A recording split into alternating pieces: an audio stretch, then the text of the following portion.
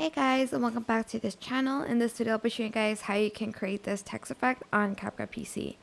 So add in your default text, and I'm just going to type in the word sparkle. You can of course type in anything you want. Go to system and select the font that you want as well for it. Just trying to find like a really cute one to add in the sparkle.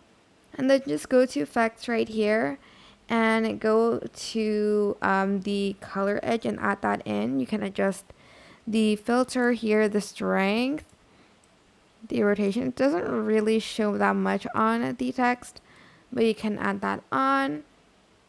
And you can add in more sparkles here if you'd like to. But that is basically it. You can just select everything and don't create combo clip because you're going to lose the sparkle. But yeah, you can even add more here if you'd like to. I hope this tutorial was helpful for you guys.